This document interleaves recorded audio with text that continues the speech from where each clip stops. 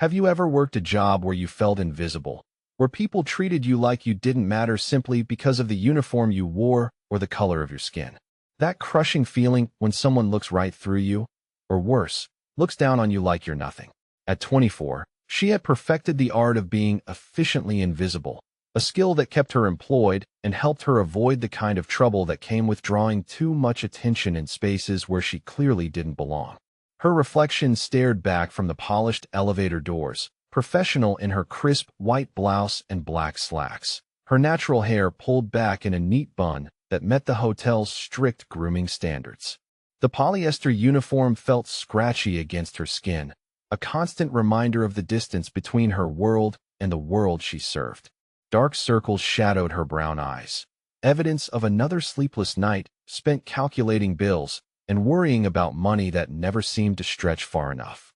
The elevator chimed softly as it reached the penthouse level, and Zara pushed her cart into the hallway lined with expensive artwork and gleaming marble floors. The Meridian Grand catered to Chicago's elite, the kind of people who thought nothing of spending her monthly salary on a single night's stay. She had learned to navigate their world carefully, speaking when spoken to, moving efficiently through their spaces without leaving so much as a fingerprint on their perfectly polished surfaces. Suite 4201 waited at the end of the hallway, its heavy wooden door slightly ajar. Voices drifted from inside, loud with the confidence that came from money and power. Male laughter echoed against the high ceilings, the kind of boisterous sound that made her unconsciously straighten her shoulders and prepare for whatever attitude might come her way. She knocked twice and waited for permission before entering, her cart rolling silently across the marble entryway. The penthouse suite sprawled before her like something from a magazine, all floor-to-ceiling windows showcasing the Chicago skyline and furniture that probably cost more than she made in a year. Four men in expensive suits occupied the living area, their jackets draped carelessly over chairs that likely cost thousands of dollars each. Empty champagne bottles and the remnants of what had clearly been a lavish business lunch covered the massive dining table. The men barely glanced up as she began clearing plates, their conversation continuing as if she weren't there. She recognized the type immediately. Wealthy businessmen, probably in their 50s, with the kind of soft features that came from never missing a meal and the casual arrogance that came from never being told no. Their watches caught the afternoon light streaming through the windows, each one worth more than her brother's medical bills for an entire month. Zara worked efficiently, stacking dishes with practiced precision while trying not to think about the casual waste she witnessed daily in this job. Half-finished steaks that cost what she spent on groceries for a week, champagne that cost more than her rent, all of it discarded without a second thought. She had long since stopped letting it anger her, at least on the surface. Anger was a luxury she couldn't afford, not when this job was the only thing standing between her family and complete financial disaster. The men's conversation grew louder as she worked, discussing business deals and acquisitions with the casual brutality of people who moved money around like chess pieces. She caught references to companies being absorbed, workers being laid off, entire communities affected by their decisions. They spoke of human lives with the same detachment they might discuss the weather, completely unaware or uncaring that the woman cleaning up after them had probably been affected by similar decisions countless times. When she finished clearing the table, Zara approached the group with the bill, her professional smile firmly in place.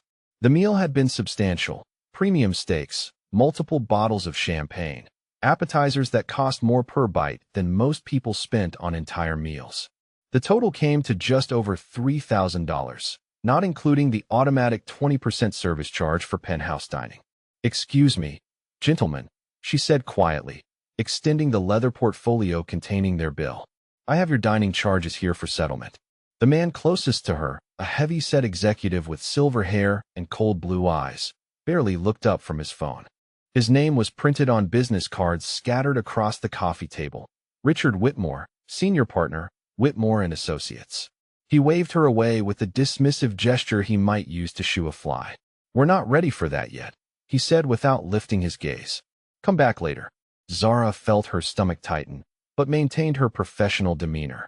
"I apologize for the interruption, sir, but hotel policy requires settlement of dining charges at the time of service completion."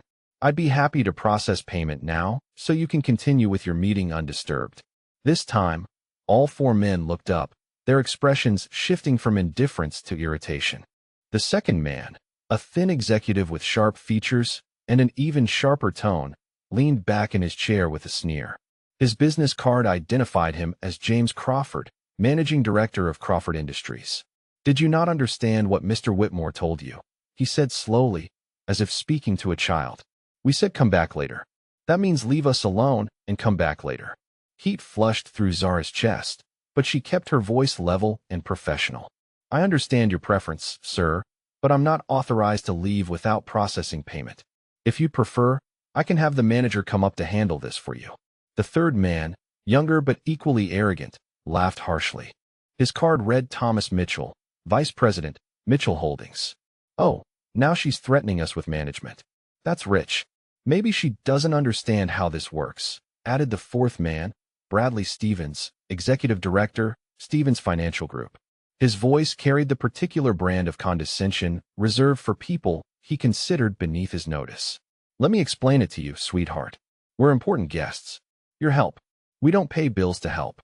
The word sweetheart dripped with patronizing venom, but it was the casual use of help that made Zara's jaw clench. She had endured worse insults, had developed thick skin out of necessity, but there was something particularly galling about being dismissed so completely by men who had spent the last hour discussing their wealth as if it were a game. "I understand your valued guests," she replied carefully, her training kicking in despite her rising anger. "The hotel absolutely wants to ensure your complete satisfaction. However, I do need to process this payment before I can leave the suite. It's a simple matter that will only take a moment." Whitmore stood up slowly, his bulk towering over her 5'6" frame. His face had taken on an unpleasant flush, whether from alcohol or anger, she couldn't tell. "You know what your problem is," he said, stepping closer than was comfortable. "You people always think you're entitled to something. We don't owe you anything, and we certainly don't owe you an explanation for when we choose to pay our bills." The phrase "you people" hit her like a physical blow, its implications hanging heavy in the air between them. Around her, the other men nodded in agreement, their expressions showing they found nothing wrong with Whitmore's words. This wasn't just about skipping a bill anymore, if it ever had been. This was about power, about reminding her of her place in their carefully ordered world. "Sir, this isn't about entitlement," Zara said, fighting to keep her voice steady. "This is simply about hotel policy. The charges for your meal need to be settled before I can complete my service here." Crawford laughed, the sound harsh and mocking. "Hotel policy," she says. "Tell you what, policy girl. Why don't you explain to your manager that we're too important to be bothered with bills? I'm sure they'll understand." And if they don't understand, Mitchell added with a cruel smile, "maybe it's time to find someone more qualified for this job. Someone who knows their place." The threat was clear, hanging in the air like smoke. Zara felt her heart rate spike, not from fear, but from pure frustration. These men could destroy her job with a single phone call, could have her blacklisted from every decent hotel in the city. They knew it, and more importantly, they wanted her to know it. The power dynamic was deliberate, designed to make her feel small and helpless. "I assure you, gentlemen, I'm simply following established procedures," she said, her professional mask beginning to slip despite her best efforts. "If you'd prefer to speak with management about alternative payment arrangements, I'd be happy to call them for you." Stevens stood up now, joining Whitmore in the space between Zara and the door. The positioning felt threatening, though neither man had made any overtly aggressive moves. It was the casual way they blocked her exit, the assumption that she wouldn't dare push past them, that made her skin crawl. "You're not listening," Stevens said, his voice dropping to what he probably thought was a reasonable tone. "We're telling you that we're not paying this bill today. We're telling you to leave us alone. And we're telling you that if you keep harassing us, you're going to find yourself in a very uncomfortable position." The word harassing made Zara's temper flare. Asking for payment on a $3,000 bill was harassment. Standing here politely while being insulted and threatened was harassment. She took a deep breath, reminding herself of everything that depended on this job. Her brother Marcus's medical treatments, their small apartment on the south side, the careful budget that kept them housed and fed. "Gentlemen, I understand you may prefer alternative arrangements," she said, her voice taking on a sharper edge despite her efforts. However, I need you to understand that I cannot leave this suite without either processing payment or having management address this situation. Those are my only two options. Crawford moved closer, his face now inches from hers. His breath smelled like expensive whiskey and entitlement. Your only option, he said slowly, is to turn around, walk out that door, and pretend this conversation never happened. Because if you don't, I guarantee you'll regret it. The threat was explicit now, no longer hidden behind polite language or corporate speak. These men were used to getting their way through intimidation, used to making people like her disappear rather than deal with inconvenient requirements like paying their bills. For a moment, Zara felt the familiar urge to back down, to apologize and retreat rather than risk the consequences of standing her ground. But then she thought of Marcus lying in his hospital bed, depending on her income for treatments that kept him alive. She thought of every time she had been forced to smile and accept disrespect because fighting back was a luxury she couldn't afford. She thought of every you people and sweetheart and casual dismissal she had endured in the name of keeping her job. I'm going to call management now, she said firmly, reaching for her phone. This situation needs to be resolved by someone with the authority to handle billing disputes. Whitmore's hand shot out and grabbed her wrist, his fingers wrapping around her arm with enough force to make her wince. You're not calling anyone, he said, his voice low and dangerous. You're going to walk out that door and forget this happened, or we're going to make sure you never work in this city again. The physical contact crossed a line, transforming the situation from verbal intimidation to something much more serious.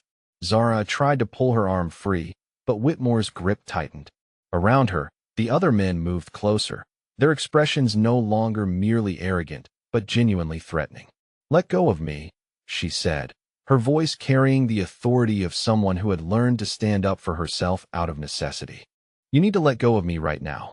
Or what? Mitchell taunted, stepping close enough that she could smell his cologne. You'll call security. You'll file a complaint. Who do you think they're going to believe? Some hotel maid or 4 successful businessmen? The casual racism in his assumption that her word would mean nothing against theirs made her blood boil. These men weren't just stealing from the hotel by skipping their bill. They were demonstrating exactly how little they thought of her as a human being. The physical restraint, the threats, the casual dismissal of her basic dignity, all of it was designed to remind her that in their world, she was disposable. The sound of a door opening behind her made everyone freeze. Heavy footsteps crossed the marble entryway with deliberate purpose, each step carrying the weight of absolute confidence. The temperature in the room seemed to drop several degrees as a presence filled the space behind her, commanding attention without saying a word. Gentlemen, a voice said, low and measured and carrying the kind of authority that made people listen without question. I think there might be some confusion here. Whitmore's grip on her wrist loosened slightly as all 4 men turned toward the newcomer. Zara felt rather than saw him step into her peripheral vision, tall and imposing in a way that had nothing to do with physical size and everything to do with the kind of power that couldn't be bought or inherited. This is a private meeting, Crawford said, but his voice lacked its earlier confidence. We don't need any interruptions. I can see that, the man replied, his tone remaining conversational. But it seems like the lady here might need some assistance with a billing matter. And I always make it a point to help when someone needs assistance. Zara turned slightly to get her first clear look at her unexpected ally and felt her breath catch in her throat. He was probably in his early 30s, tall with the kind of lean build that suggested strength without bulkiness. His dark hair was styled perfectly, framing olive-toned skin and the most striking green-gray eyes she had ever seen. His suit was clearly expensive, cut with the kind of precision that spoke of wealth, but it was his presence that truly commanded attention. There was something almost predatory in the way he stood, utterly relaxed but ready to move at a moment's notice. Everything about him screamed danger, but not the crude, bullying danger represented by the 4 businessmen. This was something more refined, more controlled, and infinitely more threatening. I'm Dante Romano, he said, extending his hand toward Zara while keeping his eyes fixed on Whitmore's grip on her wrist. And you are? Zara Williams, she managed, accepting his handshake and feeling the controlled strength in his fingers. I work for the hotel. I'm trying to process payment for these gentlemen's dining charges. Of course you are, Dante said, his voice carrying a hint of warmth when he addressed her before turning cold again as he faced the four men. Gentlemen, I think there's been a misunderstanding. Ms. Williams is simply doing her job, and you're preventing her from completing her responsibilities. That seems unnecessarily complicated. There was something in his tone that made Whitmore finally release Zara's wrist, though his expression remained defiant. This is none of your business, stranger. This is between us and the hotel staff. Dante smiled, and the expression was somehow more unsettling than his earlier seriousness. Actually, it became my business the moment you put your hands on this young woman. You see, I have very strong feelings about men who intimidate women to avoid paying their bills. He stepped forward, closing the distance between himself and the group until he stood directly beside Zara.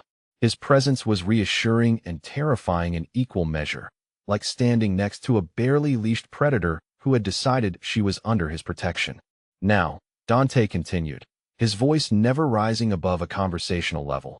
I'm going to suggest that you settle your bill immediately, apologize to Ms. Williams for your behavior, and then we can all go about our day without any further complications. Stevens, apparently feeling brave in the company of his colleagues, stepped forward with a sneer. And who exactly do you think you are to make suggestions about what we do? Dante's smile widened, but his eyes remained arctic. I'm someone who doesn't like to repeat himself. Pay your bill, apologize to the lady, and leave. Those are your options. The four men exchanged glances, clearly trying to decide whether this stranger was someone they could intimidate as easily as they had tried to intimidate Zara. Something in Dante's demeanor apparently convinced them otherwise, because Crawford reluctantly pulled out his wallet. This is ridiculous, he muttered, but he handed Zara his credit card without meeting her eyes. As she processed the payment, Zara became acutely aware of Dante standing beside her, close enough that she could catch the subtle scent of his cologne and feel the controlled energy radiating from him. There was something almost magnetic about his presence, a combination of danger and protection that made her hyper-aware of every breath she took. The payment went through without incident, the machine printing out receipts with its usual mechanical efficiency. Zara handed Crawford his copy and waited, knowing that Dante expected more than just payment. The apology, Dante prompted, his voice carrying the weight of absolute expectation. Whitmore's face had turned an unpleasant shade of red, but he mumbled something that might have been an apology while staring at the floor. His colleagues followed suit, their earlier arrogance replaced by obvious discomfort under Dante's unwavering stare. Excellent, Dante said, stepping back slightly. Now I think it would be best if you gentlemen concluded your business here and found somewhere else to continue your meeting. I'm sure you understand. The dismissal was clear and non-negotiable. Within minutes, the four men had gathered their belongings and headed toward the door, their earlier swagger replaced by the hurried movements of people eager to escape an uncomfortable situation. None of them looked back as they left the suite, the heavy door closing behind them with a decisive click. The silence that followed felt charged with unspoken energy. Zara stood alone with this mysterious man who had appeared from nowhere to defend her, processing what had just happened and trying to understand why her heart was beating so fast. It wasn't just gratitude, though she was certainly grateful. There was something else, something that made her acutely aware of how he filled the space around him and how his attention felt both thrilling and dangerous.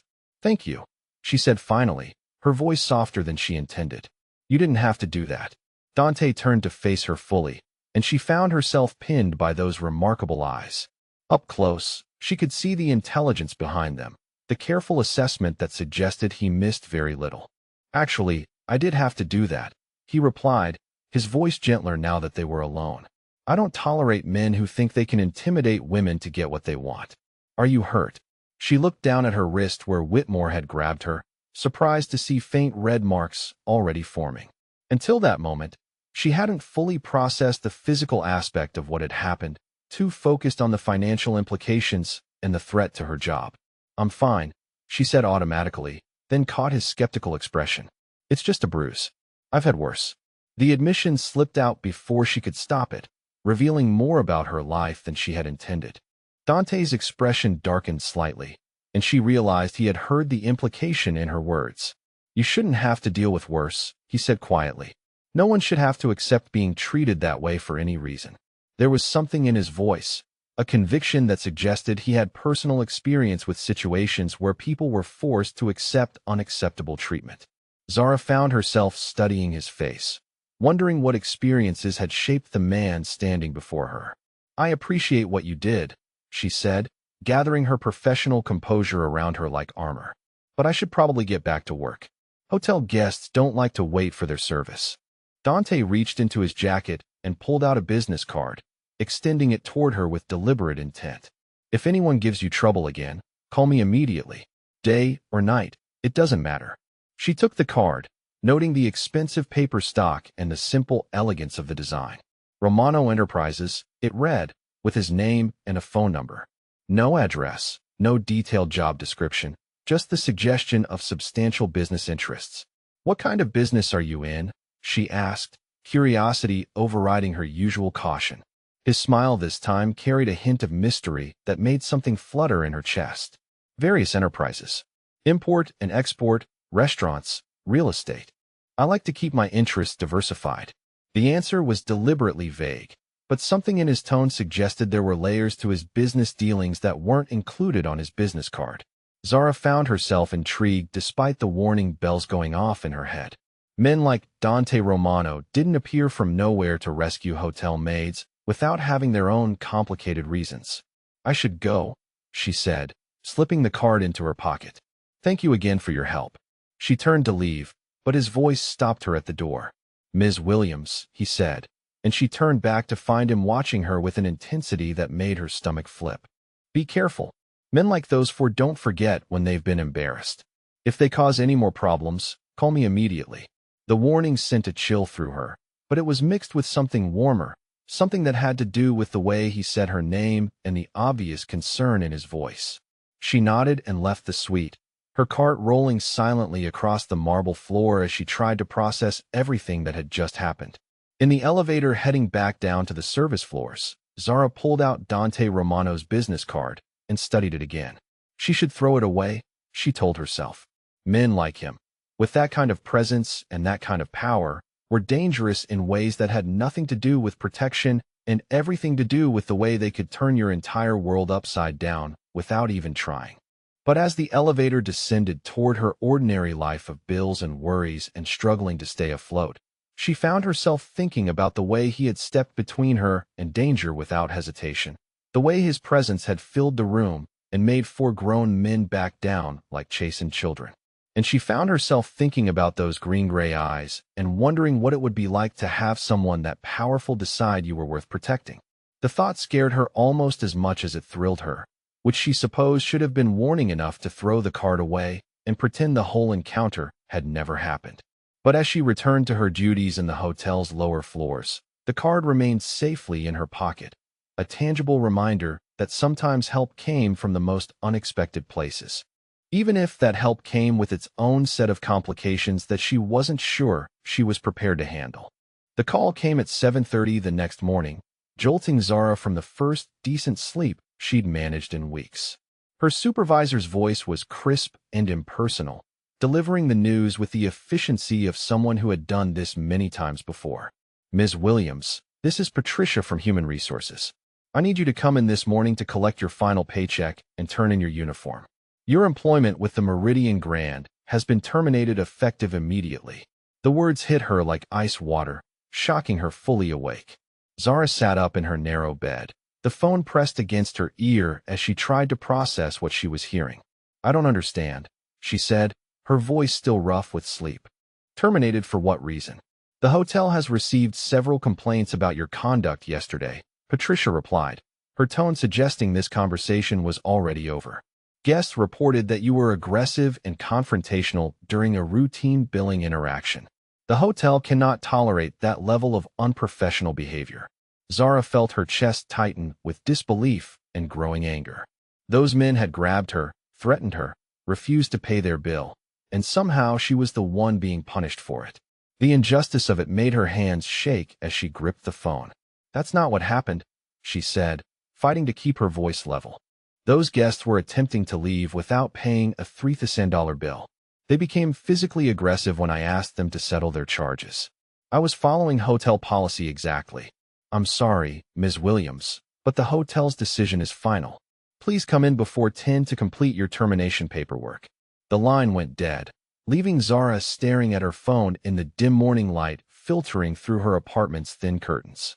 Around her, the small studio she shared with her brother Marcus felt smaller than ever, the walls pressing in as the reality of her situation began to sink in. Without this job, she couldn't afford rent. Without rent money, they'd be evicted within a month. Without her health insurance, Marcus's medical treatments would stop immediately. The careful house of cards she had built to keep them afloat was collapsing, and there was nothing she could do to stop it. She looked across the room to where Marcus lay sleeping on the fold-out couch they used as his bed, his 19-year-old face peaceful in a way it rarely was when he was awake and dealing with the chronic pain from his spinal condition. The treatments that kept him mobile and relatively pain-free cost more than most people's monthly salary, even with insurance covering part of the expense. Without her job, those treatments would end, and Marcus would be back to spending his days in agony. The business card from yesterday felt like it was burning a hole in her wallet across the room.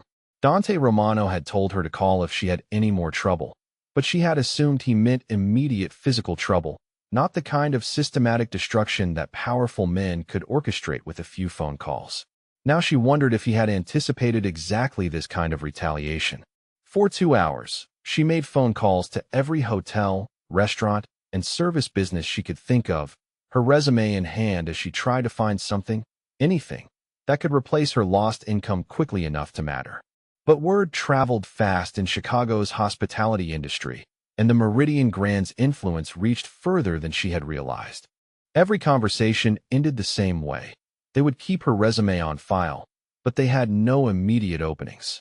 By 10 o'clock, she was sitting in her car outside the Meridian Grand, having completed the humiliating process of turning in her uniform and collecting her final paycheck.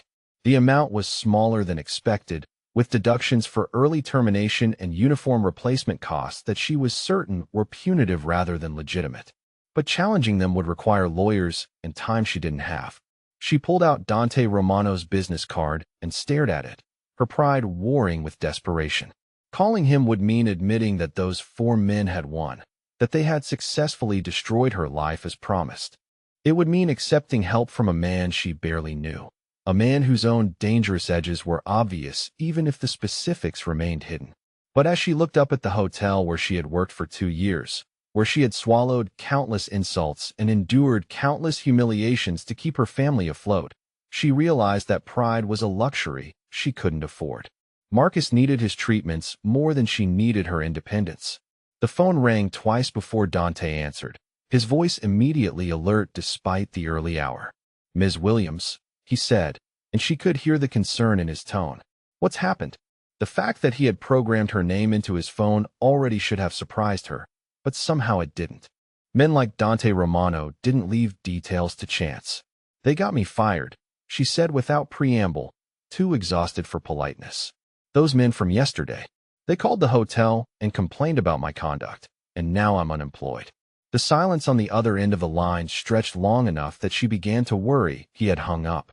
When he spoke again, his voice carried a cold fury that made something shiver down her spine.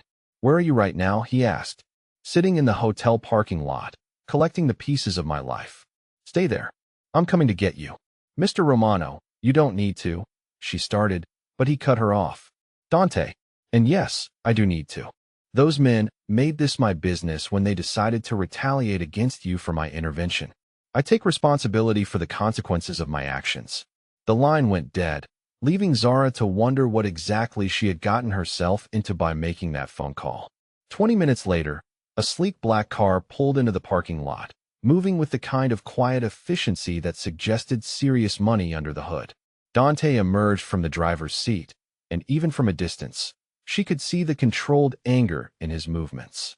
He approached her car with purposeful strides, his expensive suit impeccable despite the early hour.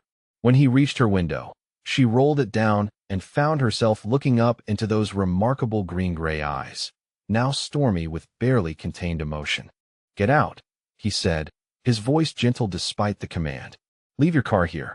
We need to talk, and this parking lot isn't the right place for that conversation. Something in his tone made arguing seem pointless. Zara gathered her purse and the envelope containing her final paycheck, then followed him to his car.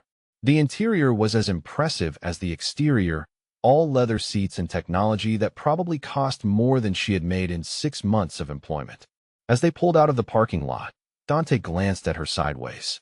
"Tell me about your financial situation," he said without preamble.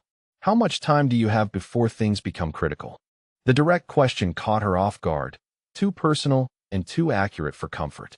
"I have enough saved to cover this month's rent and bills," she said carefully. "After that, things get complicated." Complicated how? She studied his profile as he navigated Chicago traffic, noting the way his jaw tightened when he was thinking. There was something almost predatory in his focus, like he was already calculating solutions to problems she hadn't fully explained yet. "My brother has a chronic spinal condition that requires ongoing treatment," she said finally. "The medication alone costs $1,500 a month, plus physical therapy and regular specialist appointments. Without insurance, we can't afford to keep him functional." Dante's hands tightened on the steering wheel, and she saw him process the implications of what she was telling him. This wasn't just about her losing a job. This was about a family medical crisis that could destroy 2 lives instead of 1. "What's your brother's name?" he asked. "Marcus. Marcus Williams. He's 19, and he's been dealing with this since he was 15. The treatments keep him mobile and relatively pain-free, but without them, he'll be bedridden and in constant agony." They drove in silence for several minutes before Dante pulled into the parking lot of an upscale restaurant called Rosario's.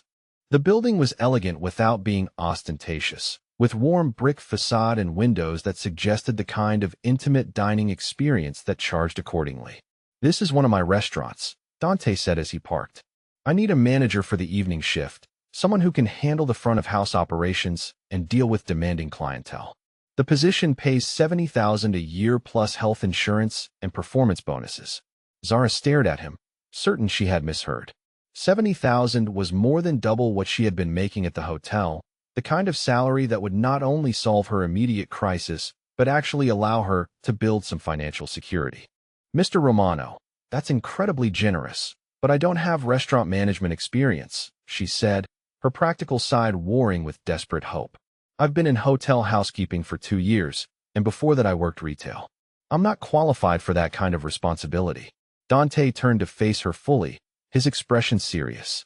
"You handled 4 aggressive businessmen yesterday with more professionalism and courage than most managers would have shown. You stood your ground when they tried to intimidate you, and you followed proper procedures even when it put you at personal risk. That tells me everything I need to know about how you'd handle difficult situations in a restaurant setting." "But restaurant management involves inventory, staff scheduling, vendor relations," she protested, even as part of her wanted desperately to believe this could work. "All of which can be learned," Dante said firmly. "Character and integrity can't be taught, and you've already demonstrated both. The rest is just training and experience." He got out of the car and came around to open her door, a gesture that was old-fashioned and unexpectedly charming. As they walked toward the restaurant entrance, Zara tried to process the sudden shift in her circumstances. This morning, she had been unemployed and facing financial disaster. Now she was being offered a position that could change her entire life trajectory. The restaurant's interior was warm and inviting, with exposed brick walls, soft lighting, and the kind of atmosphere that suggested intimate conversations over expensive wine. Even in the middle of the afternoon, the space hummed with quiet activity as staff prepared for the evening service.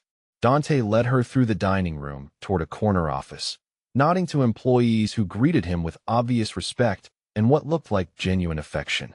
Whatever kind of boss he was, his staff didn't seem afraid of him, which was reassuring given the dangerous edge she had witnessed yesterday. His office was spacious and comfortable, with windows overlooking the restaurant floor and a desk that looked lived in rather than ceremonial. This wasn't just a business investment for him. This was clearly a place where he spent significant time. "Sit," he said, gesturing to a chair across from his desk. "Tell me about your background, your goals, what you want out of a career." The interview felt surreal, given that he had already offered her the position, but Zara found herself opening up in ways she rarely did with strangers. She told him about growing up on Chicago's South Side, about her father leaving when Marcus got sick and the medical bills started piling up.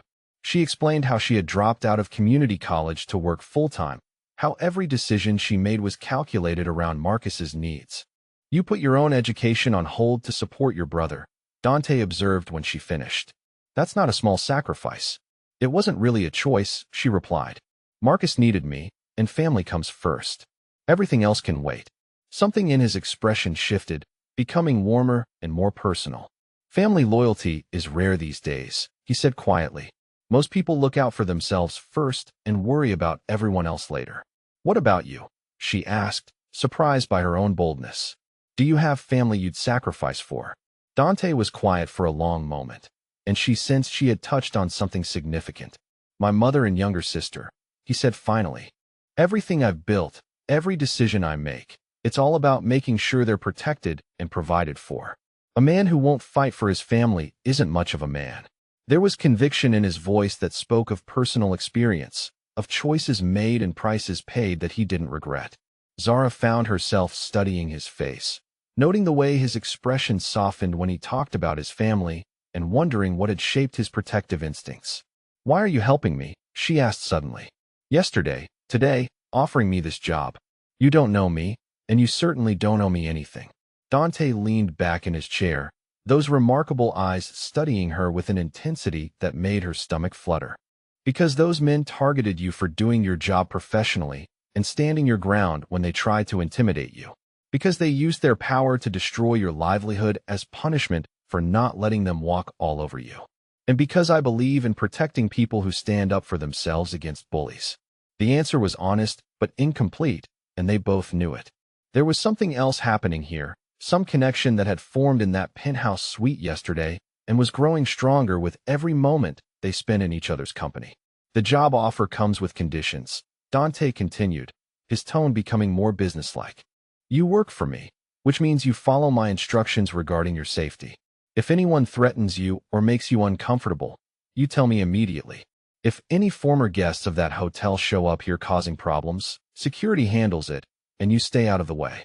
The protective note in his voice sent warmth through her chest, but it also raised questions about exactly what kind of business he was really in.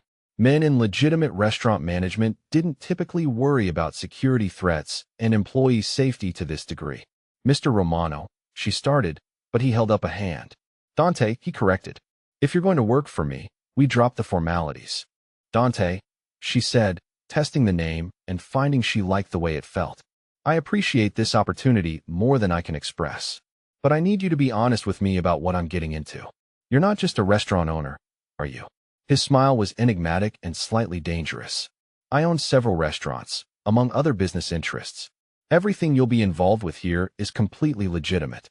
The restaurant industry can be competitive, which is why I take security seriously, but you won't be asked to do anything questionable or illegal." It wasn't a complete answer, but it was honest as far as it went. Zara sensed that pushing for more details would close doors rather than open them, and she needed this opportunity too much to risk it with questions he clearly wasn't ready to answer. "When do I start?" she asked, making her decision. "Tomorrow, if you're ready. I'll have my general manager show you the systems and procedures, introduce you to the staff. The evening shift runs from 4 to midnight Tuesday through Saturday, with flexibility for special events and busy periods." As they worked out the practical details of her employment, Zara became increasingly aware of Dante's proximity as he leaned across the desk to show her scheduling software and explain the restaurant's layout. He moved with controlled grace, and she caught subtle hints of his cologne when he reached past her to point out features on his computer screen. There was something magnetic about him, something that made her hyper-aware of every casual touch and shared glance. When their hands brushed as he handed her paperwork, electricity seemed to arc between them, brief but unmistakable. She found herself wondering what it would be like to have his complete attention focused on her in a context that had nothing to do with employment or protection. The thought scared her almost as much as it thrilled her. Men like Dante Romano operated in worlds she didn't understand, with rules and dangers she couldn't even imagine. Getting involved with him beyond a professional relationship would be like stepping into deep water without knowing how to swim. But as he walked her back through the restaurant, his hand resting lightly on her lower back in a gesture that was protective rather than possessive. She found herself thinking that maybe some risks were worth taking. "There's one more thing," Dante said as they reached his car. "Your brother's medical care. I'm going to arrange for him to be seen by a specialist I know, someone who handles cases like his. The treatments will be covered as part of your benefits package." Zara stopped walking, staring at him in disbelief. The casual way he offered to solve her family's biggest financial crisis made her head spin. Medical care that would cost her thousands of dollars a month was apparently something he could arrange with a phone call. "I can't accept that," she said automatically. "The job is already more than generous enough." "You can and you will," Dante replied firmly. "Your brother needs proper medical care, and you need to know that his treatments aren't going to bankrupt you every month. Consider it an investment in your peace of mind, which makes you a better employee." The practical argument made sense, but Zara suspected his motivations were more personal than professional. She was beginning to understand that Dante Romano was the kind of man who solved problems completely and decisively, especially when those problems affected people he had decided to protect. As he drove her back to collect her car, she found herself studying his profile and wondering what it would be like to matter to him in ways that went beyond employer and employee. The thought was dangerous and probably foolish, but as she watched his strong hands on the steering wheel and noted the way he seemed to anticipate her needs before she voiced them, she couldn't quite convince herself to stop thinking it. When they reached the hotel parking lot, Dante turned to her with an expression that was serious and slightly warning. "Those 4 men are going to be unhappy when they find out you've landed on your feet," he said. "They expected to destroy you, and instead you've ended up in a better position than before. That kind of outcome tends to make bullies angry." "Are you warning me that they might try something else?" she asked, though she already knew the answer. "I'm telling you that I'll be watching for any signs of further problems, and that you should contact me immediately if anything feels wrong or dangerous. You're under my protection now, Zara." That means something. The way he said her name, combined with the promise of protection, sent warmth cascading through her entire body. She had been taking care of herself and Marcus for so long that the idea of someone powerful choosing to shield her from harm felt almost impossibly appealing. "Thank you," she said simply, knowing the words were inadequate for everything he had done, but not trusting herself to say more without revealing how much his attention was beginning to mean to her. As she drove home to share the incredible news with Marcus, Zara caught herself glancing in the rearview mirror to watch Dante's car until it disappeared into Chicago traffic. She was beginning to understand that accepting his help had changed more than just her employment status. It had drawn her into his orbit, made her part of his world in ways that were both thrilling and terrifying. And as she thought about returning to work tomorrow, about learning to manage his restaurant and interact with his staff, she realized she was looking forward to seeing him again with an anticipation that had nothing to do with professional development and everything to do with the way her pulse quickened when those green-gray eyes focused on her. She was falling under the influence of a man who was clearly dangerous in ways she didn't fully understand. But as she pulled into her apartment complex and prepared to tell Marcus that their financial crisis was over, she found she couldn't bring herself to care about the risks. Some opportunities were worth whatever complications they brought with them, and Dante Romano was rapidly becoming the most compelling opportunity of her entire life. 2 weeks into her new position at Rosario's, Zara had fallen into a rhythm that felt surprisingly natural.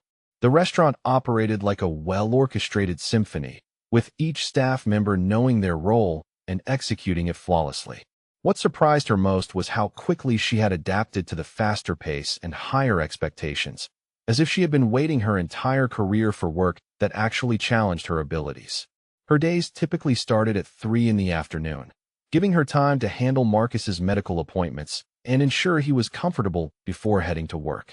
The specialist Dante had arranged was already making a difference in her brother's condition, adjusting his treatment plan in ways that reduced his pain while increasing his mobility. Watching Marcus move around their apartment without wincing for the first time in months made accepting Dante's help feel less like charity and more like a miracle she couldn't afford to question. The restaurant itself was becoming familiar territory. She knew which servers were reliable under pressure and which needed closer supervision during busy periods.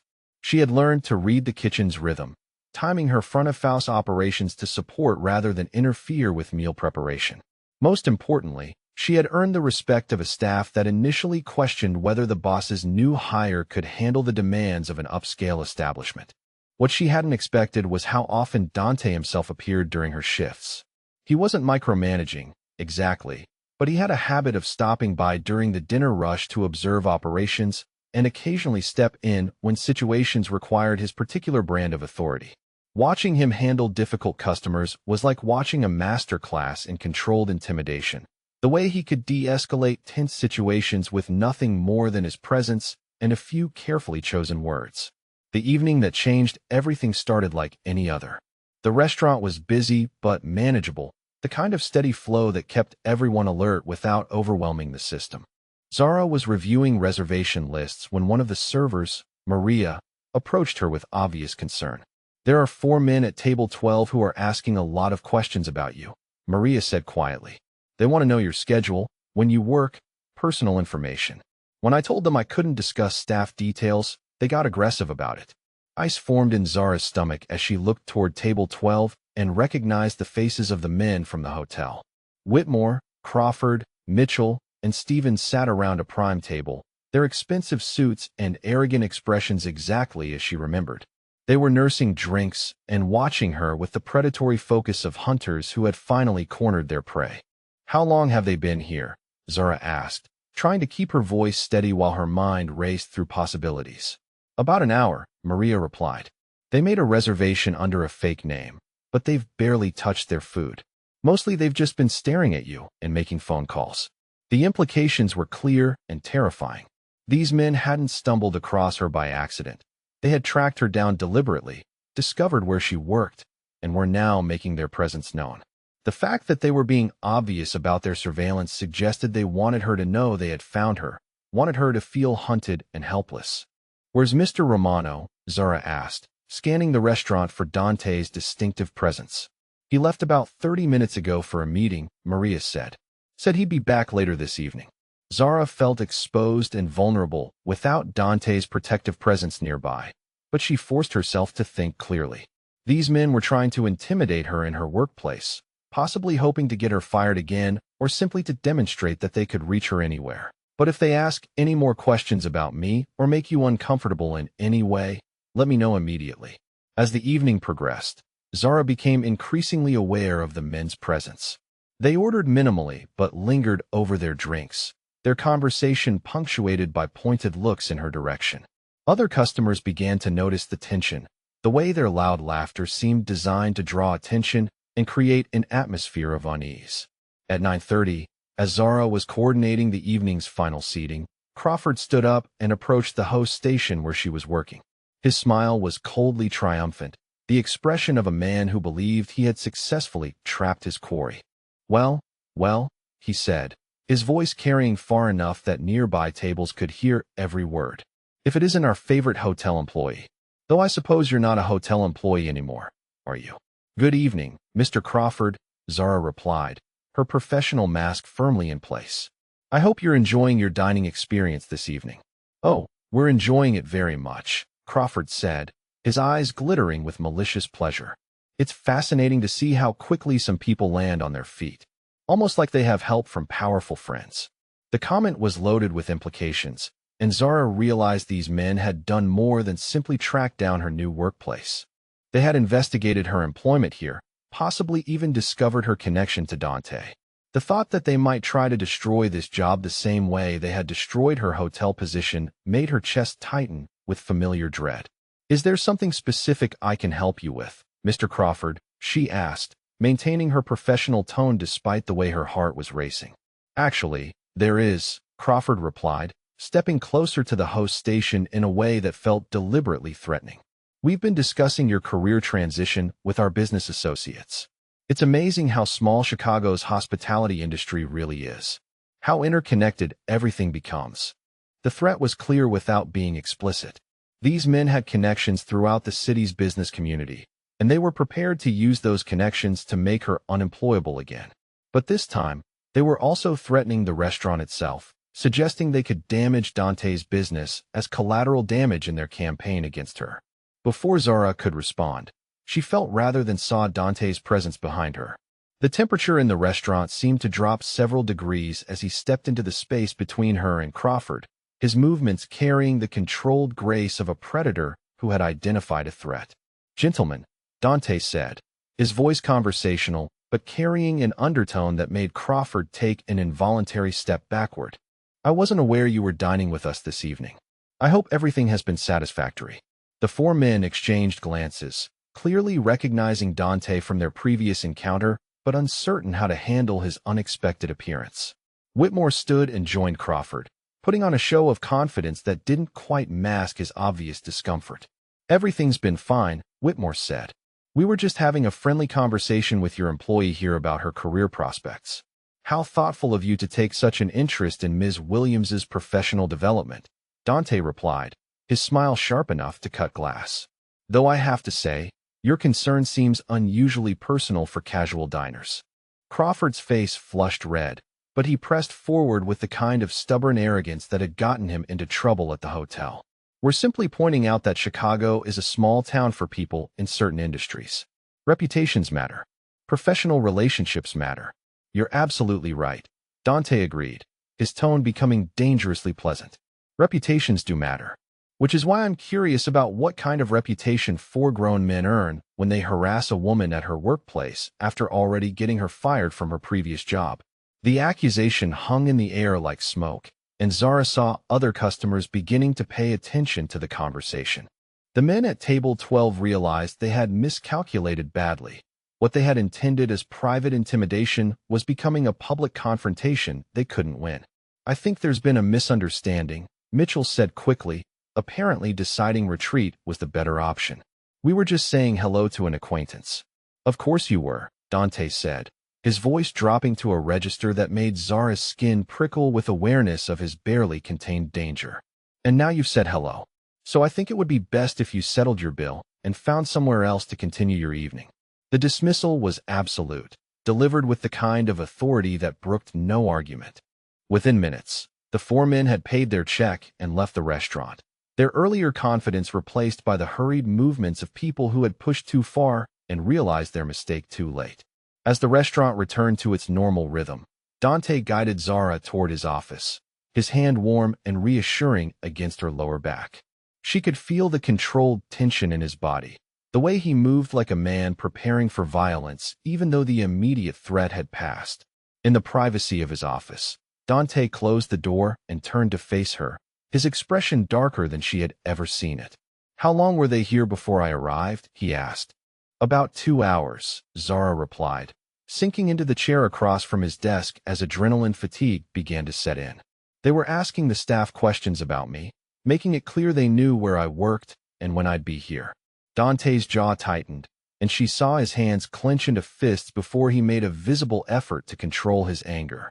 "This ends tonight," he said, his voice carrying a conviction that was both reassuring and slightly terrifying. "They've escalated this beyond acceptable boundaries, and they're not going to get another chance to threaten you." "What are you going to do?" Zara asked, though part of her suspected she didn't want to know the answer. Dante was quiet for a long moment, studying her face as if weighing how much truth she could handle. "What I should have done the day they cost you your job," he said finally. "I'm going to make it clear that continuing to harass you will have consequences they won't enjoy." The careful phrasing told her everything and nothing about his intentions, but the cold fury in his eyes suggested that whatever he planned would be definitive. She found herself caught between gratitude for his protection and growing awareness that accepting his help meant becoming part of a world where problems were solved through methods she didn't fully understand. "Dante," she said carefully, "I need you to be honest with me about something. What you did at the hotel, what you're planning to do about tonight, the way people respond to you here. You're not just a restaurant owner, are you?" He leaned back in his chair, those remarkable green-gray eyes studying her with an intensity that made her stomach flutter despite the seriousness of the conversation. "No," he said quietly, "I'm not just a restaurant owner." The admission hung between them like a bridge she could either cross or turn away from. Zara realized this was the moment when she had to decide how much she wanted to know about the man who had become central to her survival and increasingly central to her thoughts. "Tell me," she said, making her choice. Dante stood and moved to the window overlooking the restaurant floor, his profile sharp against the soft lighting. My family has been involved in organized business interests in Chicago for 3 generations, he said, his voice matter-of-fact. We handle problems that can't be solved through conventional legal channels. We provide protection and services to people who need them. We operate by our own rules and our own code. Organized crime, Zara said, the words feeling strange in her mouth. You're in the Mafia. Among other things, Dante confirmed, turning to face her again. Everything you've seen here, everything you're involved with at the restaurant, is completely legitimate. But yes, my primary business interests operate outside traditional legal frameworks. The revelation should have terrified her, should have sent her running from the office and the job and the man who had just admitted to being exactly the kind of dangerous person she had always been taught to avoid. Instead, she found herself thinking about the way he had handled those 4 businessmen, the protective instinct that had made him step between her and danger without hesitation. Your father, she said, remembering his earlier comments about family. What happened to him? Dante's expression darkened with old pain and newer anger. He was murdered when I was 15, he said quietly. Shot down in the street by rivals who thought killing him would give them access to his territory. They were wrong, but it took me 10 years to make sure they understood exactly how wrong they had been. The quiet conviction in his voice told her everything about how that understanding had been delivered. She should have been horrified by the implications, but instead she found herself thinking about a 15-year-old boy watching his father die and spending the next decade building enough power to ensure it never happened again. Is that why you helped me? She asked. Because you recognize what it feels like to be targeted by powerful people. Partly, Dante admitted, moving closer to where she sat. But mostly because watching you stand up to those men, seeing your courage when they tried to intimidate you, it reminded me of what strength looks like when it's not corrupted by power. The compliment wrapped around her like warmth, but it also raised new questions about what role she was meant to play in his world. Before she could voice those questions, he continued speaking, his tone becoming more personal than she had ever heard it. My mother raised me and my sister after my father died, he said. She taught us that power without purpose is just destruction, that strength should be used to protect people who can't protect themselves. Everything I've built, every choice I make, it's about making sure the people I care about never have to feel helpless the way we felt that night. The vulnerability in his admission hit her harder than any confession about criminal activities could have. This wasn't just about business or territory or power. This was about a man who had turned childhood trauma into a protective instinct so strong it shaped every aspect of his adult life. I understand, Zara said quietly, and realized she truly did. My father left us when Marcus got sick and the medical bills started piling up. Just disappeared one day when the pressure got too much for him to handle. I've been taking care of Marcus ever since, and the whole time I've been terrified that I'd fail him the way our father did. Dante's expression softened, and he moved to sit on the edge of his desk, close enough that she could see the genuine empathy in his eyes. That's why you won't let anyone help you, he said. You're afraid that depending on someone else means risking abandonment when things get difficult. The accuracy of his observation made her chest tighten with emotions she rarely allowed herself to acknowledge. Yes, she whispered. Every time someone offers help, part of me wonders what they'll want in return, or when they'll decide I'm not worth the trouble. Dante reached out and took her hands, his fingers warm and strong around hers. I'm not your father, Zara, he said, his voice gentle but absolutely certain. I don't abandon people I care about, and I don't make promises I can't keep. When I tell you that you're under my protection, that means something. It means I'll handle whatever comes, no matter how complicated or dangerous it gets. The sincerity in his voice broke through defenses she had spent years building, and she felt tears she had been holding back for months finally spill over. All the fear and stress and exhaustion of carrying her family's burdens alone came pouring out in a way that felt both terrifying and relieving. Dante pulled her up from the chair and into his arms, holding her against his chest while she cried out years of accumulated worry and loneliness. He didn't try to quiet her or rush her through the emotional release. He simply held her and let her fall apart in the safety of his presence. When the tears finally stopped, Zara became acutely aware of their position, of the way her body fit against his, and the steady rhythm of his heartbeat under her cheek.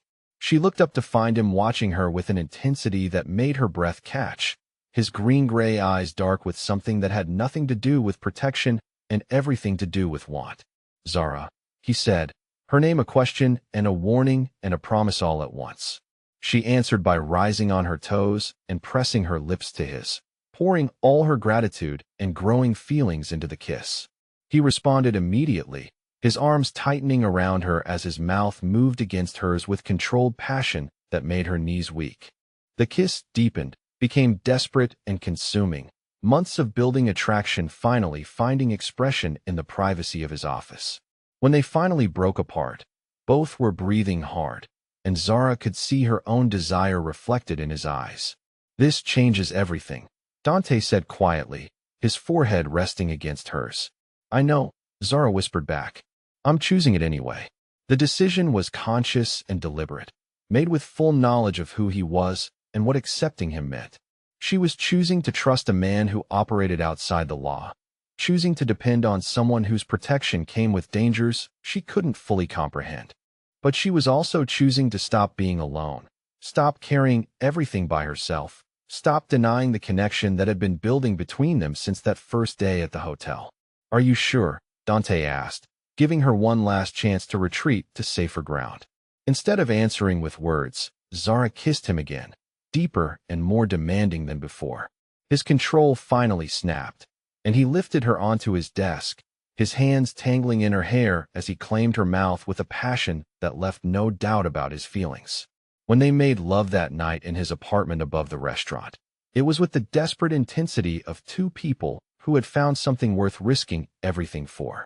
Dante was gentle and patient, taking time to worship every inch of her skin while whispering promises against her throat about protection and devotion and never letting her face the world alone again. Afterward, as they lay tangled in his expensive sheets, Zara traced patterns on his chest and marveled at how completely her life had changed in the space of a single evening. She had crossed into his world fully now, accepting both his protection and the consequences that came with it. "What happens now?" she asked, her voice soft in the darkness. "Now," Dante replied, his arms tightening around her, "you let me handle those 4 men permanently. And you trust that I'll keep you and Marcus safe no matter what comes next." The promise should have terrified her, given what she now knew about his methods and his world. Instead, it felt like coming home, like finding the safety and security she had been searching for her entire adult life. She was under the protection of a dangerous man, but she was no longer alone, no longer carrying the weight of her family's survival entirely on her own shoulders. As sleep claimed her in the circle of Dante's arms, Zara's last conscious thought was that some risks were worth taking, especially when they came with the promise of never having to be afraid again. Waking up in Dante's bed felt like stepping into an alternate reality where luxury and safety existed in the same space. Sunlight streamed through floor-to-ceiling windows, illuminating a bedroom that was larger than her entire apartment, decorated with the kind of understated elegance that spoke of serious wealth. But it was the weight of Dante's arm around her waist and the steady rhythm of his breathing against her neck that made the space feel like sanctuary rather than showpiece. She turned carefully, not wanting to wake him, and found herself studying his face in the soft morning light. Asleep, he looked younger, the sharp edges of danger softened into something that was merely beautiful. Dark lashes rested against olive skin, and his mouth, which could deliver threats that made grown men tremble, was relaxed and almost boyish in sleep. The events of the previous night came flooding back, his confession about his true business, her decision to trust him anyway, the desperate intensity of their first time together. She had crossed a line she couldn't uncross, accepted protection that came with complications she was only beginning to understand. But as she watched him sleep and remembered the way he had held her while she cried, she found she had no regrets about the choice she had made. Dante's eyes opened slowly, and she watched awareness return to those remarkable green-gray depths. When his gaze focused on her face, his expression shifted into something so tender it made her chest ache with unfamiliar emotion. "Good morning, beautiful," he said, his voice rough with sleep and something deeper. "How did you sleep?" "Better than I have in years," Zara replied honestly, then felt heat rise in her cheeks as she realized how that sounded. I mean, not just because of last night, but because I felt safe. I haven't felt safe in so long I'd almost forgotten what it was like. Dante's arm tightened around her, pulling her closer against his chest. You are safe, he said, his voice carrying absolute conviction. Last night changed everything, Zara. You're mine now, which means nothing and no one will hurt you without going through me first. The possessive declaration should have triggered her independent nature, should have made her bristle at being claimed like property. Instead, it sent warmth cascading through her entire body, a sense of belonging she had never experienced before. This wasn't about ownership or control. This was about a man powerful enough to protect her choosing to do so completely and permanently. What does that mean exactly? She asked, tracing patterns on his chest while trying to sound casual despite the way her heart was racing. Being yours. Dante rolled onto his side, so they were face to face, his expression serious despite the intimate setting. It means you're part of my life in every way that matters, he said. It means my family becomes your family. My resources become your resources. My protection extends to everyone you care about. It means when people look at you, they see my woman, and they treat you accordingly. The implications were staggering. She had gone from struggling to pay rent to being under the protection of one of Chicago's most powerful men.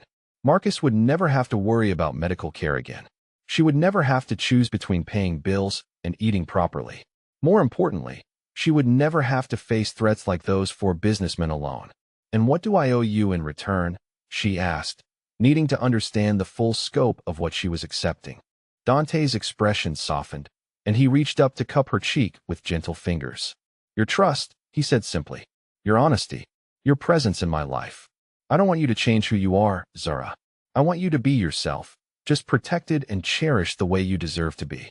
The answer was so simple and so profound that it brought tears to her eyes.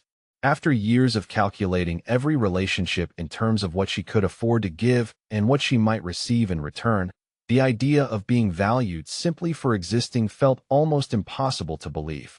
Their conversation was interrupted by the sound of Dante's phone buzzing against the nightstand. He reached for it with obvious reluctance, but his expression darkened as he read whatever message had arrived. What is it?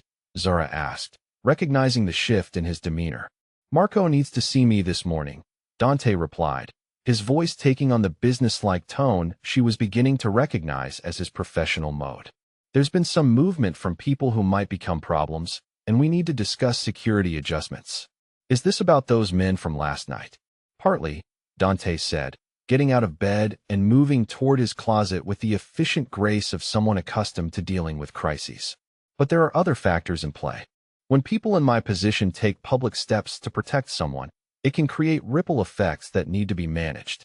Zara pulled the sheet around herself as she watched him dress in clothes that probably cost more than she used to make in a month. The easy intimacy of the morning was shifting into something more complex as reality intruded on their private space. Am I going to be a target because of my connection to you?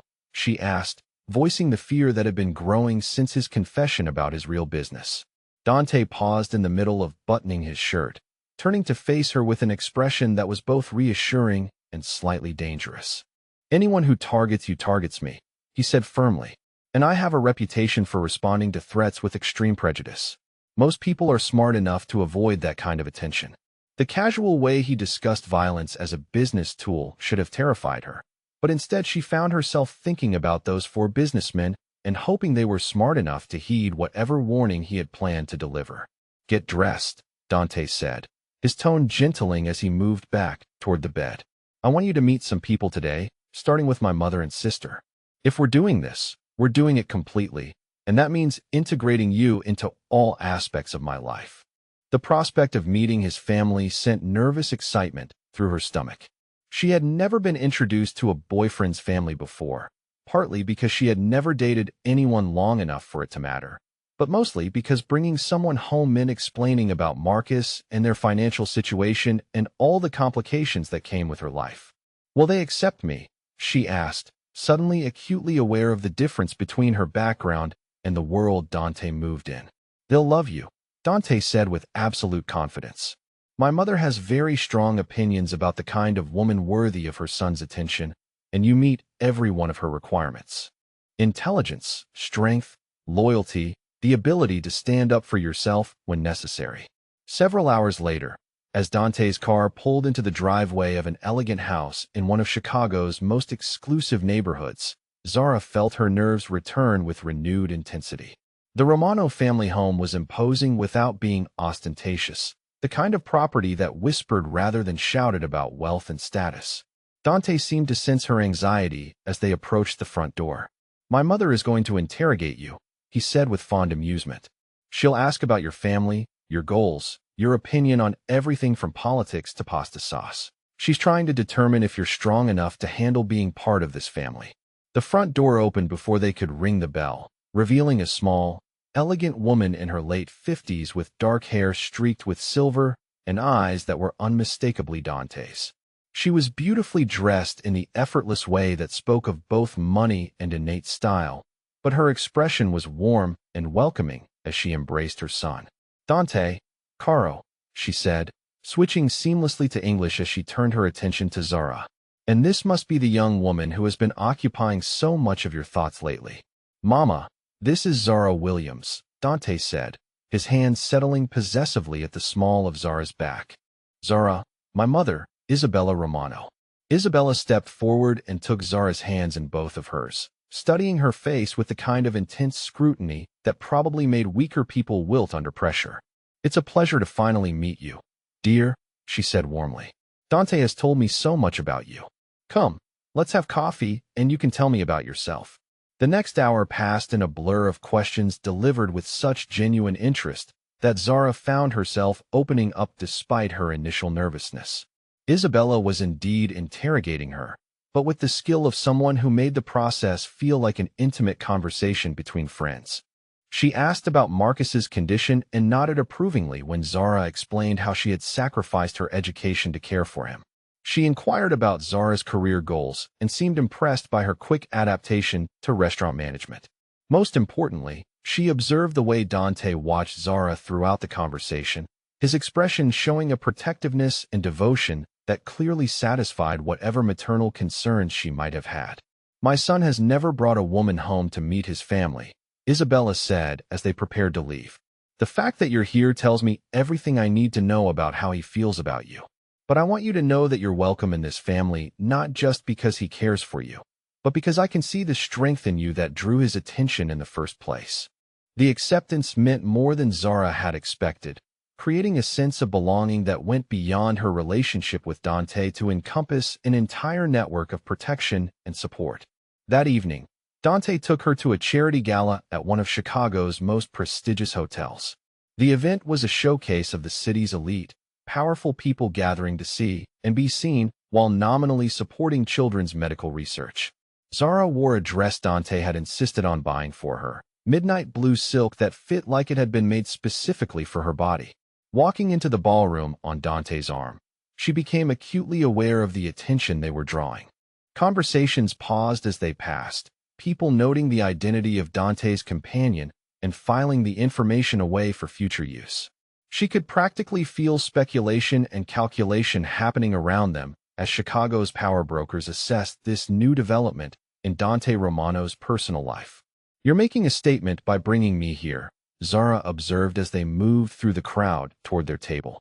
"I'm making several statements," Dante replied, his hand warm and possessive against her back.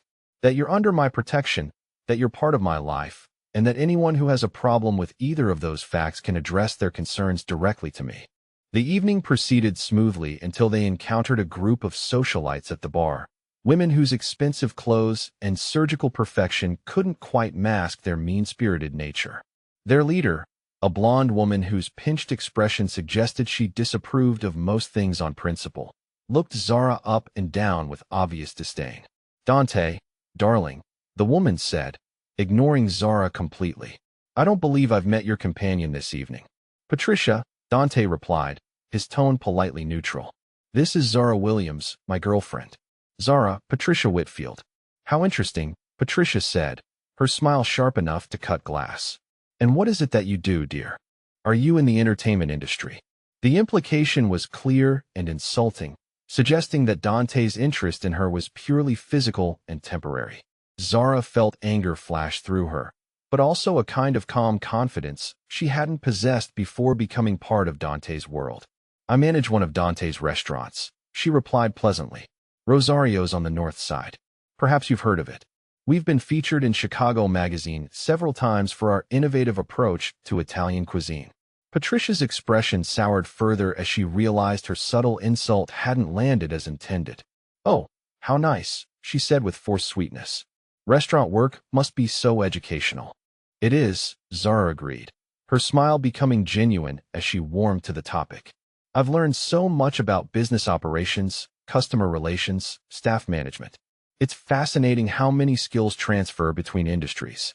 For instance, managing entitled customers who think their social status exempts them from basic politeness requires many of the same techniques I imagine you'd use in charity fundraising."